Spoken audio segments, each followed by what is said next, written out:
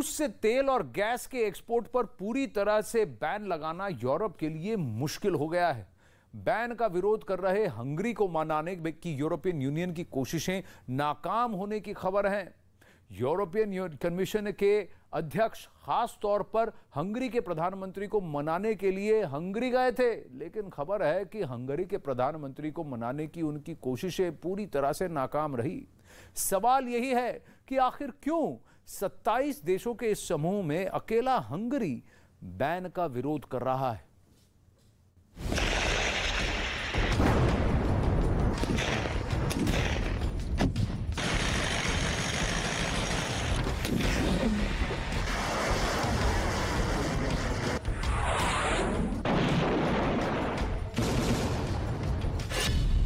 रूस के खिलाफ यूरोपियन यूनियन का दांव फेल।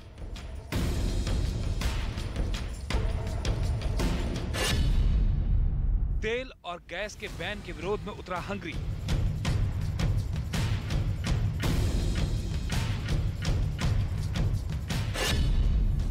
रूस की ताकत के आगे कैसे बेबस हुआ हंगरी।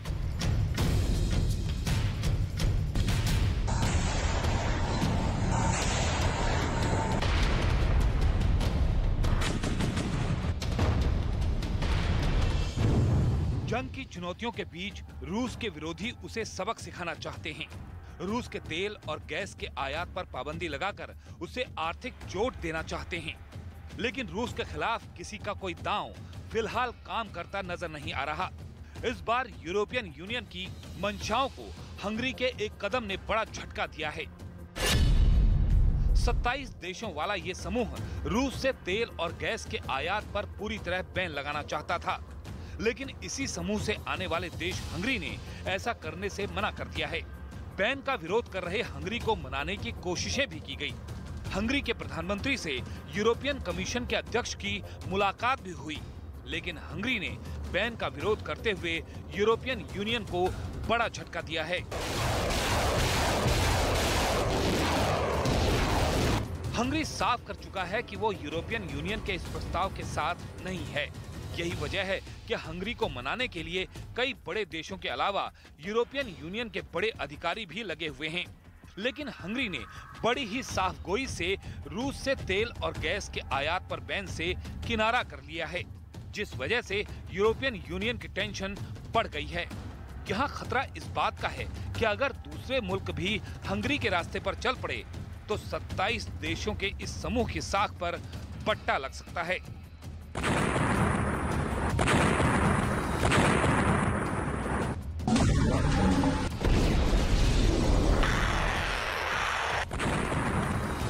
असल में रूस के खिलाफ प्रतिबंधों का समर्थन हंगरी क्यों नहीं कर रहा है, इसे भी समझना जरूरी है। हंगरी एक ऐसा देश है जो तेल और गैस पर बुरी तरह से निर्भर है। उसने साफ कहा है कि वो रूस के खिलाफ प्रतिबंधों का समर्थन नहीं करेगा। हंगरी का कहना है कि कोयले पर प्रतिबंध ठीक रहेगा, क्योंकि उससे हंगरी पर कोई प्रभाव नहीं पड़ेगा, लेकिन तेल और गैस पर प्रतिबंध हंगरी को बर्बाद कर देगा। रिपोर्ट्स के मुताबिक हंगरी अपनी जरूरत का 85% प्राकृतिक गैस और 60% से ज्यादा तेल रूस से आयात करता है। 2010 के बाद से हंगरी गैस और तेल को लेकर रूस पर और ज्यादा निर्भर हो गया है, और ऐसे में हंगरी के लिए रूस के खिलाफ जाना मुश्किल है। यही वजह है कि हंगरी के पीएम को मनाने की कोशिशें भी नाकाम हो चुकी हैं। माना यह भी जा रहा है कि यूरोपियन कमीशन की तरफ से हंगरी को कोई मजबूत विकल्प नहीं दिया जा सका, जबकि हंगरी चाहता है कि रूस से तेल और गैस का इंपोर्ट बंद करने से पहले मजबूत विकल्प तैयार हो। यही बात हंगरी के वित्त मंत्री कह भी चुके हैं। हालांकि खबर है कि कुवैत तेल और गैस की लड़ाई का फायदा उठाने की कोशिश में है। हंगरी को भी इस वक्त अपनी जरूरतों के लिए कुवैत जैसे ही किसी देश की सख्त जरूरत है। अब तक यूरोप के बाजार तक कुवैत की पहुंच नहीं है, लेकिन अगर हंगरी से कुवैत की डील हो गई तो दोनों के लिए फायदे का सौदा होगा। भाई तेल किसी से तो खरीदना ही पड़ेगा, किसी पर तो निर्भर रहोगे ही।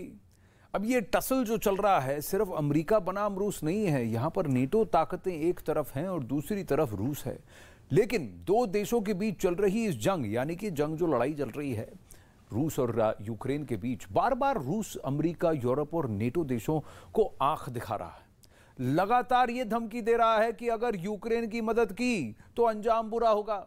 लेकिन अब नेटो देशों के साथ ब्रिटिश फोर्स ने भी रूस को अपनी ताकत दिखाने की ठान ली है।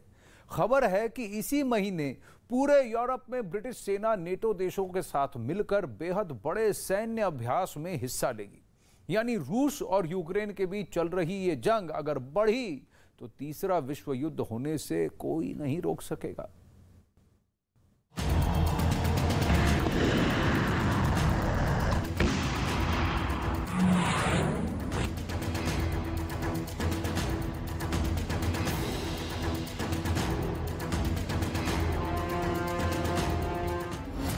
तीसरे विश्व युद्ध की आहट। पूरे यूरोप में नए रण की तैयारी।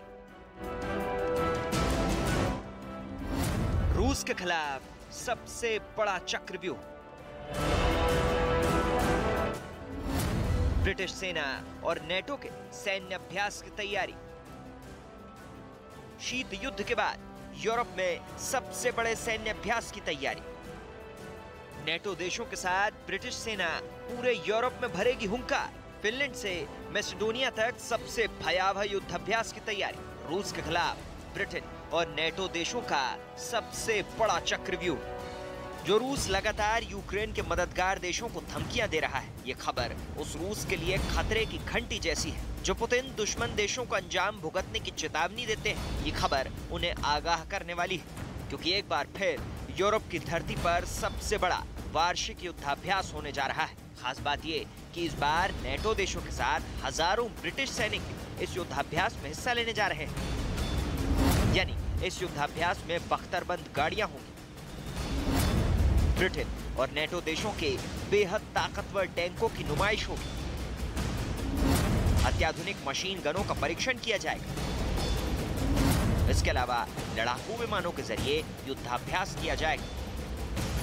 दरअसल ये अमेरिका की अगुवाई वाला एक सालाना युद्धाभ्यास है। इस युद्धाभ्यास को डिफेंडर यूरोप नाम से जाना जाता है, यानी यूरोप के रक्षक। इस युद्धाभ्यास को यूरोप के 16 देशों में अंजाम दिया जाएगा, जिसका मकसद ये परखना है कि अगर युद्ध के हालात पैदा हुए तो नेटो और सहयोगी देशों की ताकत क्या है। इस युद्धाभ्यास को शांति लाने के मकसद से अंजाम दिया जाता है। साथ ही इस युद्धाभ्यास का एक मकसद ये भी है कि आने वाले खतरे से कैसे निपटना है। इस अभियान में गैर नेटो सदस्य फिनलैंड और स्वीडन भी शामिल हैं। ब्रिटिश सेना के field commander lieutenant general Ralph Wooddisse के मुताबिक ब्रिटिश सेना के पेशेवर रवैये, प्रशिक्षण और चुस्ती के साथ इस तैनाती से ऐसे स्तर पर आक्रामकता रोकी जाएगी जो इस सदी में यूरोप में नहीं देखी गई। ब्रिटिश सेना के लेफ्टिनेंट जनरल का यह बयान साबित करता है कि भले ही ये वार्षिक होने वाला युद्धाभ्यास है, लेकिन जिस तरह से रूस लगातार दुश्मन देशों को धमका रहा है, उसकी वजह से भी ये युद्धाभ्यास महत्वपूर्ण हो जाता है। यही वजह भी है कि शीत युद्ध के बाद पहली बार नेटो देशों के 18,000 सैनिक एस्टोनिया और लातविया सीमा पर युद्धाभ्यास में हिस्सा लेंगे। इसके अलावा 1,000 ब्रिटिश सैनिक पोलैंड में 11 अन्य देशों के साथ वॉर एक्सरसाइज में शामिल होंगे। यानी अमेरिका, यूरोप और नेटो देश किसी भी हालात से निपटने के लिए एक बार फिर बड़े युद्धाभ्यास की तैयारी कर रहे हैं, क्योंकि रूस और यूक्रेन के बीच मौजूदा वक्त में जो हालात चल रहे हैं, उसे देखते हुए इस बात की आशंका से इनकार नहीं किया जा सकता कि कभी भी पुतिन की झल्लाहट दो देशों के बीच चल रही इस जंग को तीसरे विश्व युद्ध की आग में झोंक सकती है। तो अब रूस और यूक्रेन के बीच जारी जंग को 78 दिन हो गए हैं और इस दौरान यूक्रेन के लाखों लोगों ने पलायन किया है। रूस की ओर से यूक्रेन में हमले अब और तेज हो गए हैं, जिस वजह से लोग अपना घर-बार छोड़कर दूसरे देशों में पनाह लेने को मजबूर हैं।